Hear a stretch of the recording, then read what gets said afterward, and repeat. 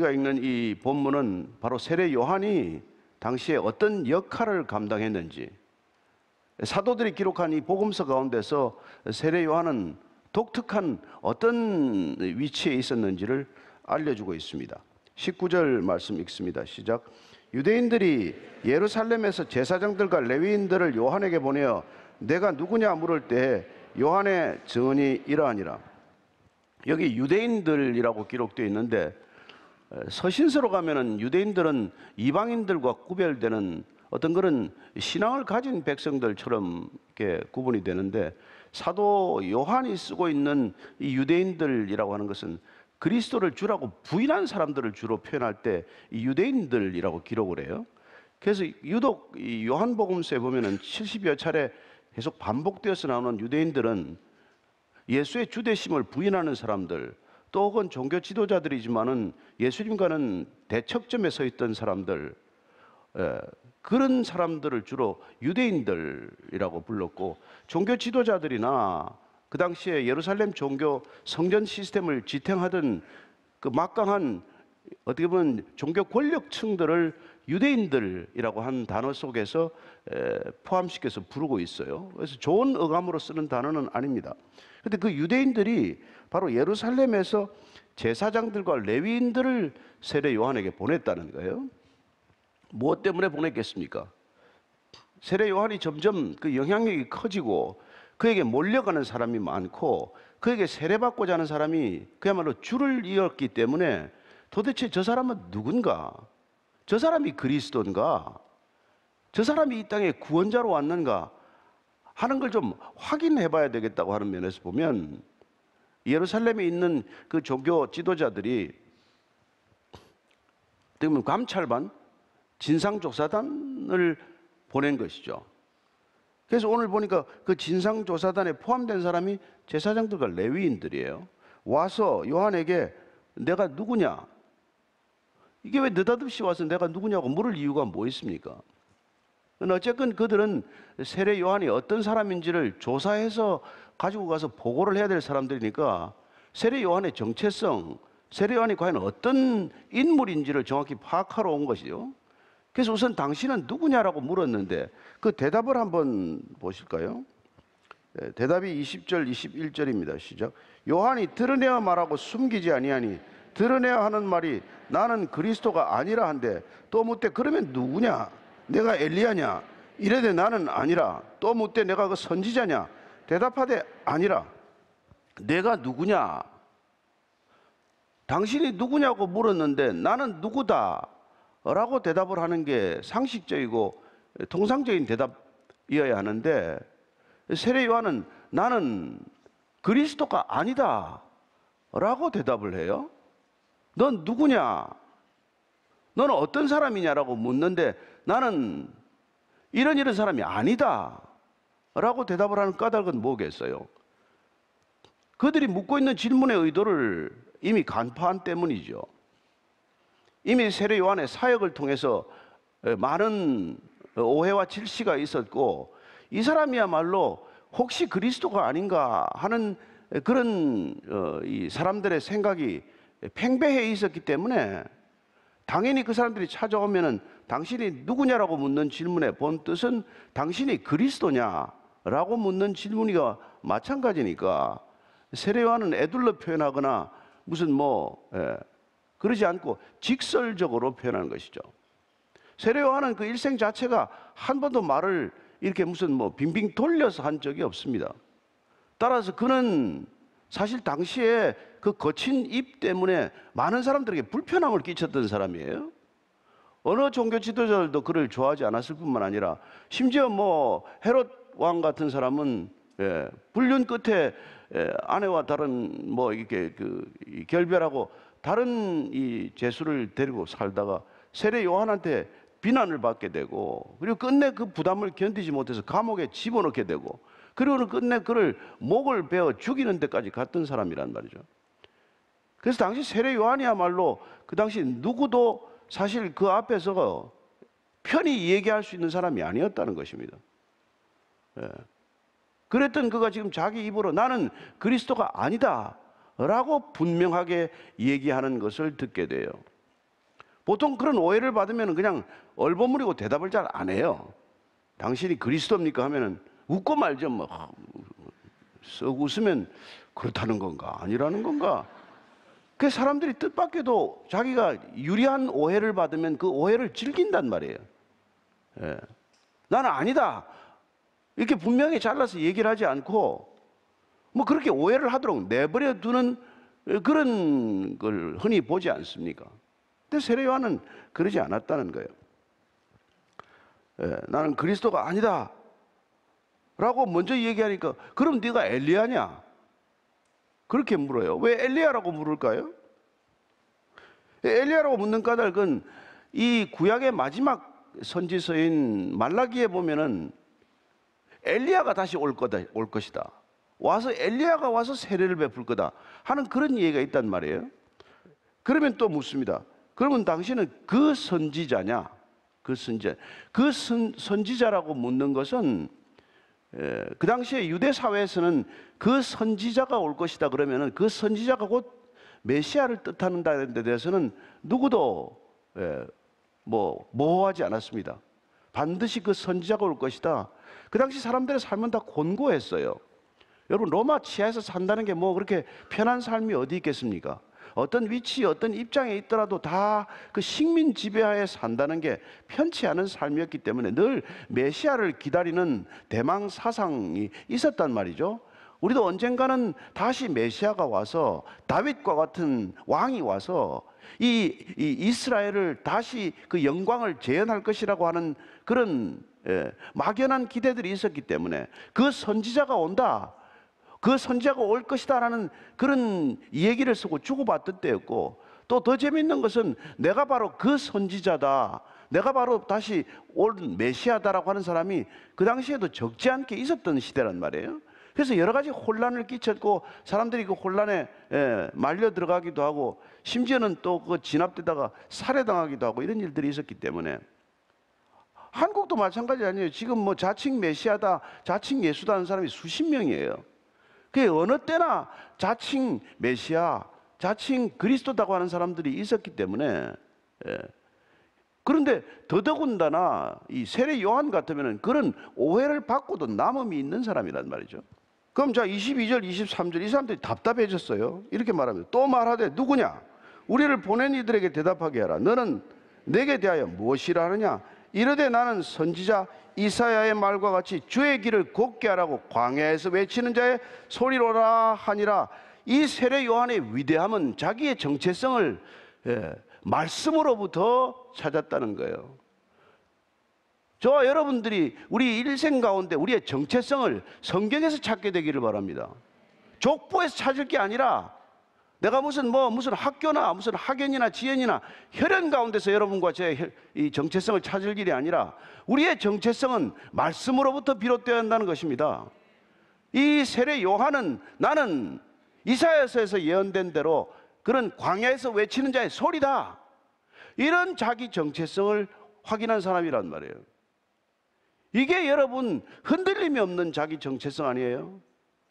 하나님의 말씀으로부터 비롯된 이 자기 정체성의 확인이 세례 요한이 그때 목이 잘려 죽지만은 절대로 흔들리지 않고 걸어가는 믿음의 걸음을 마칠 수 있는 힘이란 말이에요. 그 원동력이란 말이에요. 여러분들이 무슨 말씀을 통해서 그런 걸 받으셨냐는 것이죠. 이사야서 40장 3절은 뭐라고 말하고 있습니까? 같이 읽습니다. 시작. 외치는 자의 소리여 이르되 너희는 광야에서 여호와의 길을 예비하라. 사막에서 우리 하나님의 대로를 평탄하게 하라. 잘 아시는 대로 이사야서 39장까지가 바벨론의 심판을 얘기하고 40장부터 회복과 위로를 얘기하는 선언이에요. 그렇습니다. 바벨론 포로에서 돌아오게 될 것이다. 바벨론에서 이스라엘로 돌아오는 그 과정은 어떤 길입니까? 광야길이에요. 광야길. 이사야를 통해서 그 광야 외치는 자의 소리, 그 소리가 여호와의 길을 예비하는 것이다. 그래서 지금 세례 요한은 나는 광야에서 외치는 자의 소리다, 이런 자기 정체성을 확인하고 선언하고 있는 것이죠. 광야에서 외치는 자의 소리다. 여러분, 이 사도 세례 요한의 위대성은 내가 말씀이 아니고 내가 소리다, 이걸 확실히 한 사람이란 말이에요. 여러분, 소리는 사운드예요. 말씀은 로고스입니다. 말씀은 메시지예요. 그러면 사운드는 메시지를 담는 수저나 마찬가지예요. 그 사운드를 여러분 우리가 들으면 그 사운드에 내용이 있으면, 생명이 있으면 그 생명이 우리 안에 남는 거란 말이에요. 그게 지금 세례 요한은 뭐라고 말하는 거야? 예수님이 말씀이고 나는 소리다, 이 말이에요. 나는 소리다. 근데 우리가 자꾸 이게 말씀을 읽고 말씀을 묵상하고 말씀을 전하다 보면 내가 소리인지 내가 말씀인지를 헷갈릴 때가 있단 말이에요. 그게 점점 내가 말씀이신 그분과 동격으로 착각하는 수가 생긴단 말이에요. 근데 세례 요한이 그걸 그러지 않았다는 거예요. 나는 사운드다. 예. 내가 로고스가 아니다. 내가 말씀이 아니다. 나는 말씀을 전하는, 말씀으로 오신 자의 길을 예비하는 그냥 사운드일 뿐이다, 이 말이에요. 여러분, 오늘 이걸 우리가 분명히 분별하는 것이야말로 에덴 동산에서 일어났던, 그리고 지금까지 반복되는 인간의 교만의 뿌리를 우리가 자르는 가장 확실한 기준이라는 것입니다. 예수님은 말씀이십니다. 하나님은 곧 말씀이십니다. 그분은 곧 생명이십니다. 그분은 곧 빛이십니다. 그러나 그분을 전하는 제가 빛입니까? 나는 소리일 뿐이다. 이 정체성이 분명하지 않으면 우리는 그냥 슬그머니 하나님의 보좌에 올라가는 존재가 되고 만단 말이에요. 그래서 우리가 소리를 전했을 뿐인데 그 소리에 메시지가 담겨 있으면 메시지가 남고 소리는 사라져야 된단 말이에요. 그래서 제가 성경을 소리내어 읽어라, 이렇게 부탁을 그냥 끊임없이 하고 있습니다. 소리내어 성경을 읽으면 소리는 사라지지만 소리가 전하고자 하는 메시지는 우리의 심령에 남게 되고, 그 심령에 남는 메시지는 곧 생명이 되는 것이고, 그 생명이 우리 마음판에 새겨지기만 하면 우리는 말씀이 우리를 사로잡고 말씀이 우리를 이끌어가는 말씀의 사람이 될 줄로 믿습니다. 소리는 사라져요. 그러나 말씀은 남는단 말이에요. 세례 요한은 사라집니다. 그러나 예수 그리스도는 영원히 계신 분이란 말이에요. 그래서 여러분들이 날마다 성경을 소리내서 읽었을 뿐인데 내 입에서 나간 소리는 흔적도 없이 찾을 길이 없을지 몰라도 그 소리에 담겼던 메시지는 우리 안에서 생명의 양식이 될 줄로 믿으시고 그냥 소리내서 계속 읽으란 말이에요. 근데 왜 설교만 들어서 안 되냐? 설교는 사운드예요, 사운드. 설교자의 사운드가 여러분의 머리에 남으면은 나중에 말씀은 오간 데가 없고 그냥 설교자의 소리만 여러분들 귀에 남아있거나 기억될 뿐이란 말이에요. 그거는 위험한 일이에요. 점점 그 소리에 익숙해져서 그 소리의 톤, 그 소리의 무슨 가락, 그 소리의 무슨 음량, 이런 것에만 자꾸 익숙해져가지고 정작 성경 말씀이 말하고자 하는 말을 놓쳐버리면 그건 앞뒤가 바뀌는 일이 된단 말이에요. 그래서 저는 사람의 사운드로 전해지는 것보다도 여러분들이 직접 이 텍스트를 읽고 이 텍스트에 있는 생명이 여러분 안에서 생명의 양식이 되기를 바라는 것입니다. 그렇죠. 우리는 다 마찬가지예요. 이게 지금 세례 요한이 하고 있는 말이 저와 여러분들의 진심이어야 한다 이 말이에요. 우리도 또한 누구에게 복음을 전하든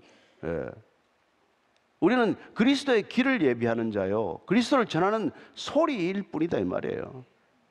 우리는 사라져야 하고 그분이 남아야 하는 것이고, 우리가 무슨 제자 훈련을 했건 우리가 뭘 했건 우리가 기억되는 게 아니라 예수님이 기억되어야 하고, 우리가 그 사람의 내리 속에 남아야 되는 게 아니라 예수님이 그 사람의 내리 속에, 가슴 속에, 심령 속에 새겨져야 마땅하다 이 말이죠.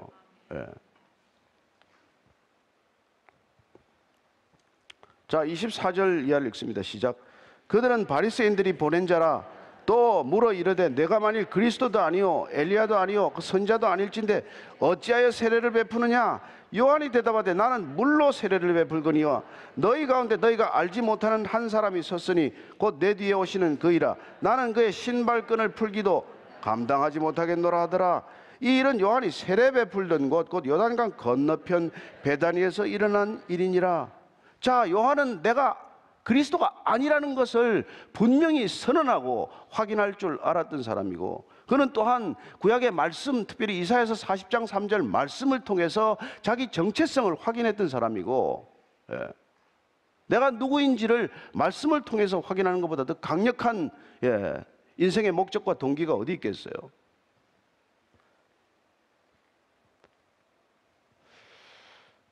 그리고 그는 예수 그리스도가 누군지를 이렇게 아는 사람이란 말이에요.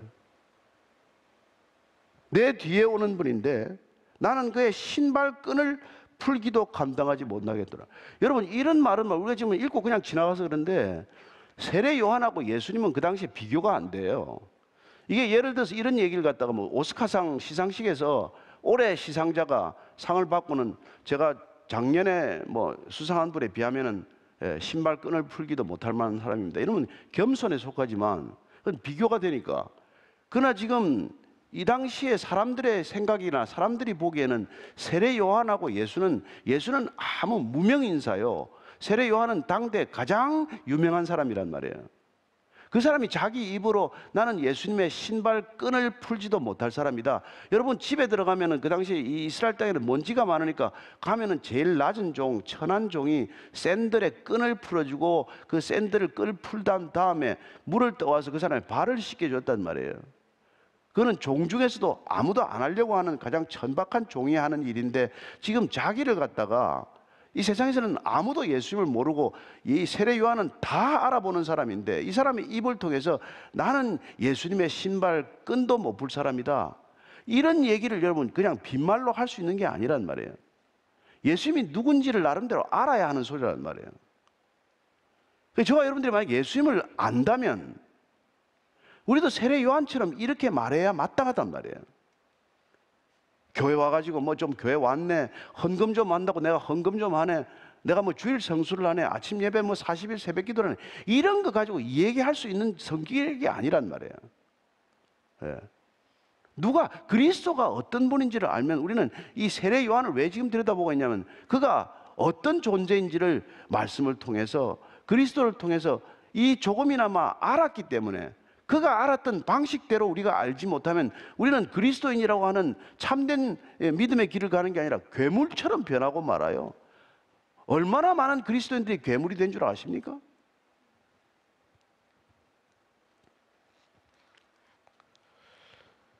내 뒤에 오시는 이라고 지금 계속 말해요. 내 뒤에 오시는 이. 그러나 내 뒤에 오는 게 아니잖아요. 그분은 항상 계셨던 분이다. 그 얘기를 반복해서 하고 있어요. 그래서 이런 세례 요한을 예수님께서 뭐라 그러십니까? 예수님께서 누가복음 7장 28절 한 절 읽습니다. 시작. 내가 이렇게 말해요. 이 여자가 낳은 자 중에서 요한보다 큰 자가 없느니라. 요한보다 큰 자가 없다. 여러분, 예수가 누군지를 아는 사람이 세상에서 가장 큰 사람입니다.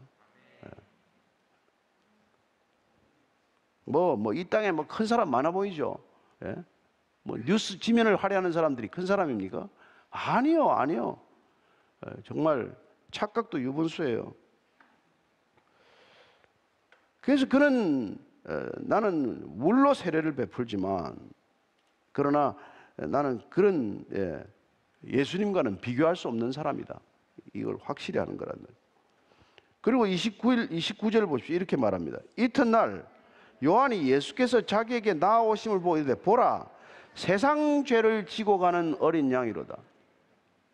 이제 예수님이 이제 그 다음날 또 이제 베다니 자꾸 세례 베푸는 자리에 오고 계시니까 사람들에게 이렇게 얘기합니다. 세상 죄를 지고 가는 어린 양이다. 곧 속죄 제물이다. 모든 인간의 죄를 짊어지고 속죄 제물이 될 어린 양이다. 6월절에 예. 목을 따고 피를 흘려서 피를 인방에 발라서 죽음이 넘어가게 할 그런 제물이다. 여러분, 예수님을 보고 저 세상 죄를 지고 가는 어린 양이다 라고 선언할 수 있는 것은 사람의 선언이 아니란 말이에요. 사람이 알게 한 지식이 아니란 말이에요. 저분은 인간의 죄를 속하기 위해서 구속자로 오신 분이다. 자기 생명으로 인간의 죄값을 치르기 위해 오신 분이다. 이걸 얘기하지 않습니까?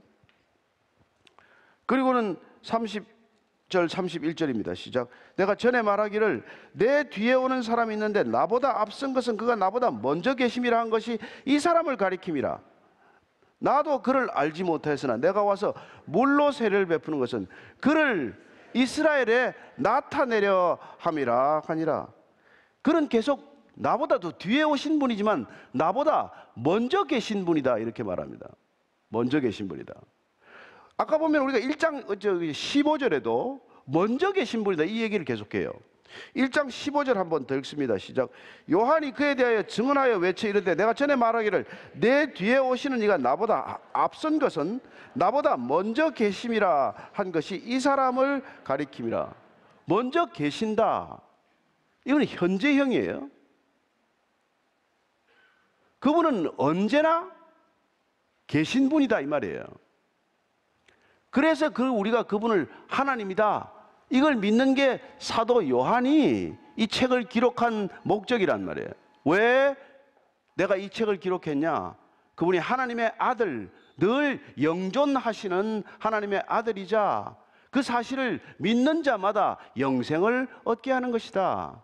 그 영존하시는 분과 관계를 맺고 영존하시는 하나님의 말씀이 우리 안에 들어오면은 영생하는 생명이 되는 것, 그걸 우리에게 지금 얘기하기 위해서 지금 사도 요한은 세례 요한의 첫 번째 증언을 기록하고 있는 거란 말이에요. 이 내 이야기가 아니라 그분을 알았던 세례 요한조차도 그분을 이렇게 말했다 라고 지금 우리에게 전해주고 있는 거란 말이죠. 그래서 그는 이스라엘에다가 이 사실을 나타내려고 하는 것이다. 요한이 이제 마지막 증언입니다. 32절에 시작. 요한이 또 증언하여 이르되 내가 보매 성령이 비둘기같이 하늘로부터 내려와서 그 위에 머물렀더라. 나도 그를 알지 못하였으나 나를 보내어 물로 세례를 베풀라 하신 그이가 나에게 말씀하시되 성령이 내려서 누구 위에든지 머무는 것을 보거든 그가 곧 성령으로 세례를 베푸는 이인 줄 알라 하셨기에 내가 보고 그가 하나님의 아들이심을 증언하였노라 하니라. 그는 또한 예수님이 세상 죄를 지고 가는 어린 양 구속자가 되실 예수 그리스도일 뿐만 아니라 성령이 비둘기같이 그 위에 머무르심으로써 성령을 베푸는 이 앞으로 우리에게 성령 세례를 베푸실리다 이걸 가르쳐 준단 말이에요. 그는 계속해서 내가 그를 잘 알지 못한다고 말하고 있어요. 그 당시에 세례 요한만큼 예수님을 잘 아는 사람이 없었건만 그는 그 자신이 영적인 눈이 아직도 다 뜨지 못했기 때문에 난 예수님을 잘 알지 못한다. 너희들만큼 나도 잘 모르는 존재다. 이런 겸손한 말을 하고 있는 거예요. 그럼에도 불구하고 그는 그분께서 나한테 물로 세례를 베풀라 하신 하나님께서 그가 누구신지를 가르쳐 주셨는데 그분이 곧 성령으로 세례를 베푸는 분이다 얘기를 한다.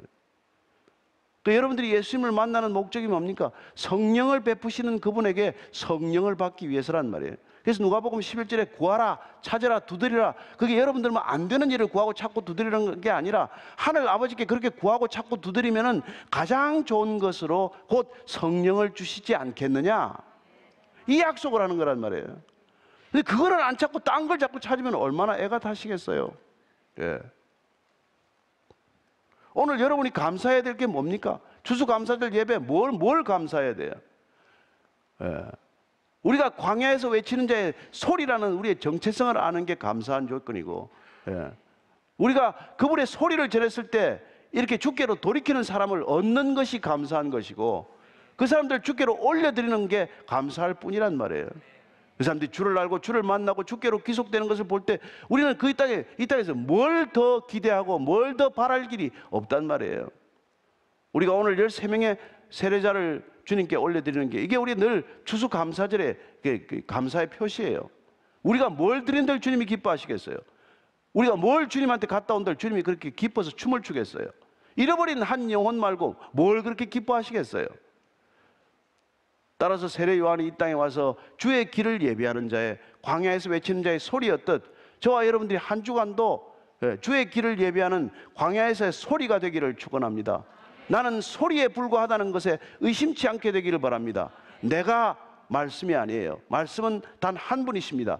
하나님이 곧 말씀이십니다. 예수님이 곧 말씀이십니다. 성령님이 곧 말씀이십니다. 우리는 그 말씀을 전하는 소리일 뿐입니다. 우리는 사운드요, 그분은 메시지입니다. 혼동하지 않게 되기를 바랍니다. 그 말씀 전하는 사람한테 속지 않게 되기를 바랍니다. 말씀을 전한다고 그 권능과 능력에 휘둘리지 않게 되기를 바랍니다. 우리는 예수님 한 분만 우리의 주님이심을 고백하는 저와 여러분 되기를 축복합니다.